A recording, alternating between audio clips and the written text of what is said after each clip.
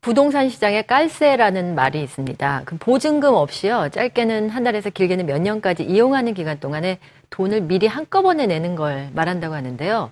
이 깔세 형태의 매장이 요즘 들어 늘어나고 있다고 합니다. 네, 특정 지역에 편중돼 있기는 한데요. 한남동이나 이태원, 용산 이외에도 인천 송도에도 많다고 합니다. 외국인들이 거주하는 지역 중심으로 이 무보증 선납 임대가 늘어나고 있습니다. 외국인이 많이 살거나 외국인의 왕래가 잦은 국제도시를 표방하는 송도. 상황이 이렇다 보니 외국인 임대 수요를 겨냥한 수익형 부동산이 틈새 재테크 수단으로 주목받을 수밖에 없는데요. 최근에는 오는 10월 녹색기후기금, 즉 GCF의 유치로 외국인 거주자가 늘고 있어 일명 깔세 수요가 늘어나고 있는 추세입니다. 여기 유입된 그런 분들이 여기 인천 분도 계시지만 서울에서 오신 분도 많아요. 그런 분들은 그 한남동이나 이태원이나 이쪽에 깔세 또는 매스컴에서 보고 있는 월 1,000만 원 깔세 굉장히 솔깃하잖아요. 오로지 외국인 깔세만 주겠다. 그런 분도 있어요. 그러면서 한 3개월, 4개월 비워두시는 분도 있어요. 깔세란 1에서 2년 사용하는 전 월세와는 달리 단기간 빌리는 무보증 선납을 뜻하는데요. 최근 다른 지역으로의 이사를 앞두고 외국인 렌트를 하게 됐다는 한현옥 씨 역시 무보증 선납 임대에 대해서 긍정적입니다. 저희 오빠가 용산 사는데 한 20년 전에도 이렇게 깔세로 해가 그때는 몇 년치를 한꺼번에 받는데 액수가 굉장히 크더라고요. 그래서 전 너무 놀랐거든요. 근데 이제 알고 있었는데 그 부동산에서 전화 와서 이렇게 외국인인데 렌트 할 생각이 없냐. 근데 액수가 이렇게 얘기해보니까 괜찮은 것 같더라고요. 회사하고 계약이라 개인하고 하는 게 아니라 든든해서 계약을 했어요. 전세 개념이 없는 외국인들은 거의 월세로 집을 빌려 보증금 없이 1년치 임대료를 미리 지불하는 형태가 많은데요.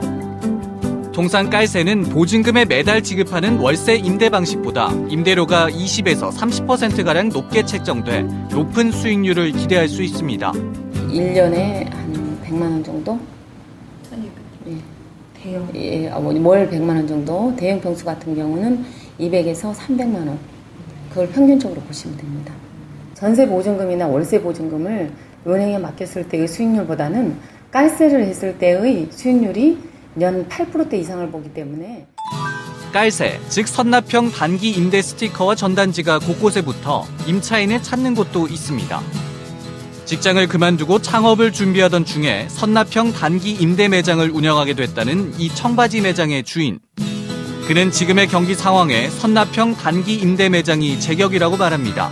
지금하고 잘 맞는 것 같아요. 왜냐면 지금 되게 어렵잖아요. 경기가 되게 어려운데 그 사업을 그냥 뭐 쉽게 그냥 다가가서 막 하다 보면 많이 망하잖아요. 자본도 많이 들고. 그래서 그거보다는 좀 이게 더디지만은 이렇게 깔세 매장을 이제 소자본으로 천천히 돌아다니면서 이제 직접 경험도 쌓고 하면서. 이처럼 경기 불황으로 선납형 단기 임대 점포가 성행하고 있습니다. 선납형 단기 임대는 보증금이나 권리금 없이 보통 1에서 3개월치 월세를 한꺼번에 내고 계약을 맺는데요. 의류, 신발, 화장품 등을 쌓아놓고 재고 정리, 땡처리 등의 현수막을 붙여놓은 매장이 보통 이 같은 형태로 운영됩니다. 유도인구가 많은 매장을 많이 선호를 하고요.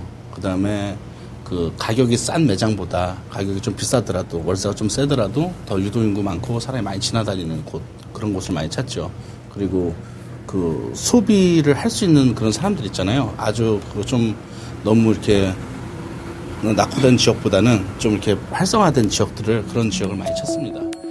전문가들은 깔세 계약을 하기 전 임대인과 임차인 모두 계약서 작성과 특약 사항 등을 꼼꼼히 점검해야 한다고 말하는데요. 임차인의 입장에서는 깔세 매장을 얻을 때 건물주로부터 직접적으로 얻는 게 아니라 깔세를 전문적으로 취급하는 업체로부터 전대 형태로 얻게 될 경우 건물주에게 내는 임대료보다 지나치게 과도한 임대료를 내는 경우들도 있기 때문에 좀 주의가 필요하다고 할 수 있습니다. 법을 잘 모르는 깔세 수요자들을 대상으로 중개업소가 불법 수수료를 받거나 허가받지 않은 가건물과 계약을 맺었다가 자리를 빼는 경우가 많다는 것인데요. 더불어 임대인의 입장에서도 깔세 계약이 반복될 경우 상가의 이미지를 훼손할 수 있다는 점과 보증금 안정장치가 작기 때문에 월세 체납이 길어지면 명도에 대비한 재소전 화해를 사전에 작성하는 것이 필요하다고 말합니다.